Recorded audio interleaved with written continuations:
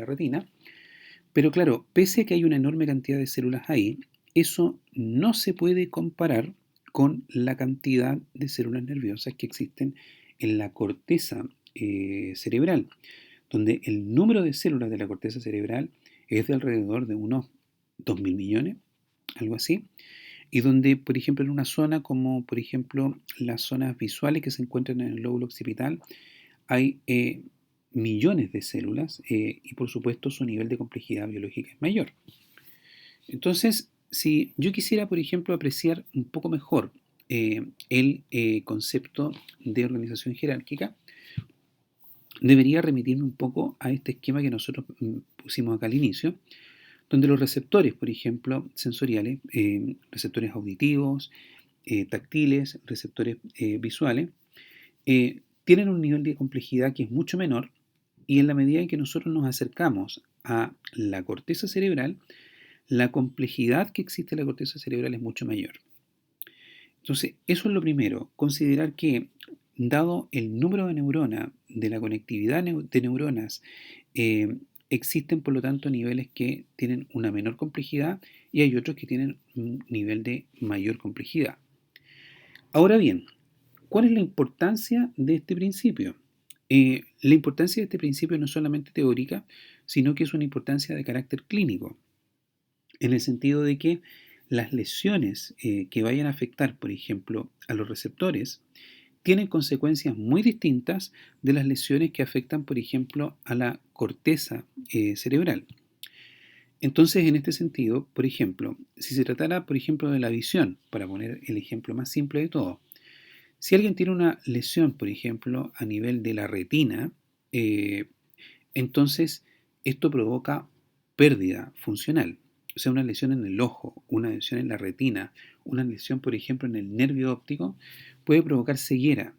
porque no hay quien procese el estímulo y por lo tanto no va a llegar información a la corteza. Siendo así,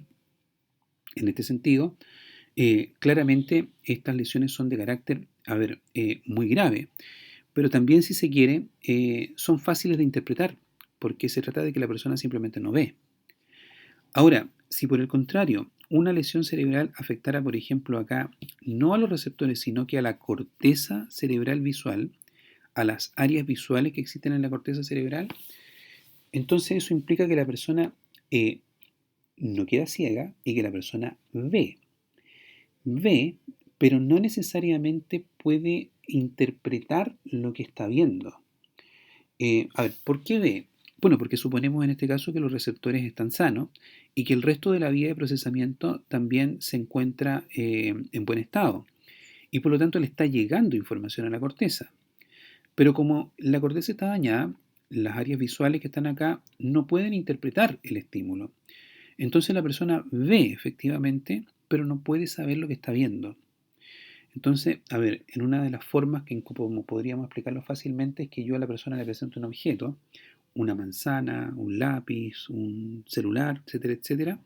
le pregunte qué es, la persona lo ve y no me va a decir qué es. Lo podría incluso describir, con detalle inclusive, y nunca llegar a decir qué cosa es.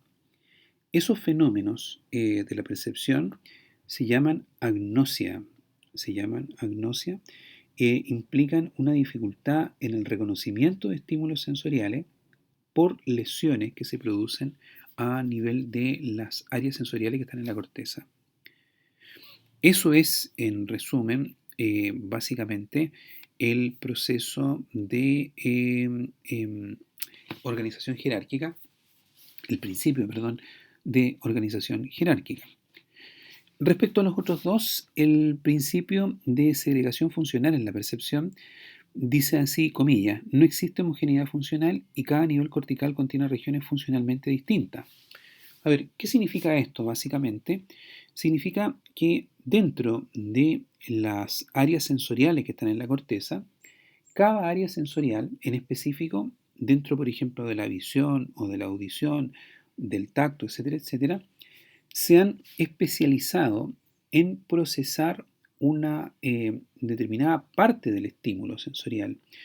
un determinado aspecto del estímulo sensorial. Y por lo tanto, si se perdió esa parte, no es posible de que otras regiones que se encuentren, por ejemplo, al lado,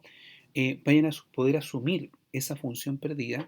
debido a que hay un nivel de especialización en el procesamiento de los estímulos. A ver, por ejemplo, uno dice un estímulo visual, pero un estímulo visual no es un todo homogéneo. Un estímulo visual, por ejemplo, contiene la forma del estímulo, el tamaño del estímulo, el color del estímulo, la posición y el movimiento del estímulo, la textura de los estímulos, la perspectiva en la que están ubicados en el espacio los estímulos, etcétera, etcétera.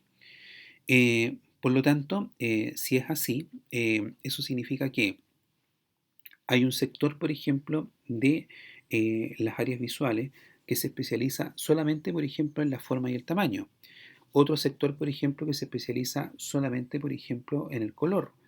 Otro que se especializa, por ejemplo, solamente en el movimiento o la posición. Y por lo tanto, siendo así, si se perdió, por ejemplo, aquella área cerebral que tiene que ver específicamente con el color,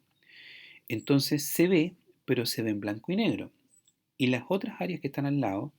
no pueden asumir esta función perdida porque están especializadas en otras cosas, como por ejemplo el movimiento, la posición, la textura, etcétera, etcétera. Bien, finalmente el concepto de procesamiento en paralelo, que es el último de los principios de la sensopercepción, implica que hay que reconocer que a diferencia de un sistema que procese los estímulos así en serie, en que en un procesamiento serial la información se procesa en línea por una única vía, los sistemas sensoriales trabajan de una forma paralela, analizando la información del estímulo sensorial a través de vías nerviosas paralelas y donde este análisis es simultáneo. Eh, la verdad es que suena como un poco complejo, pero es bastante simple. Cuando ustedes, por ejemplo, no sé, se enfrentan a cualquier tipo de estímulo, supongamos, por ejemplo, vamos a almorzar ahora y vamos a comer, por ejemplo, un plato de sopa, ustedes perciben de forma simultánea acá, por ejemplo, el color de la sopa, la temperatura de la misma, el olor de la misma, el sabor que tiene la sopa, etcétera, etcétera, porque el cerebro tiene vías de procesamiento que son paralelas y que procesan los estímulos de forma simultánea.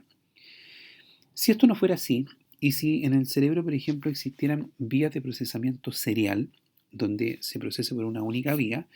el procesamiento de los estímulos no sería simultáneo y nosotros percibiríamos primero, por ejemplo, tal vez, no sé, el color de la sopa, después de eso el sabor de la misma, después de eso el olor que ésta tiene, después de esto, por ejemplo, la temperatura y así sucesivamente.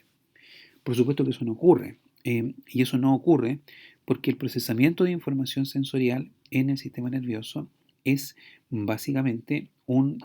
procesamiento paralelo que ocurre por vías distintas, independientes, y donde el análisis de esta información ocurre de manera simultánea.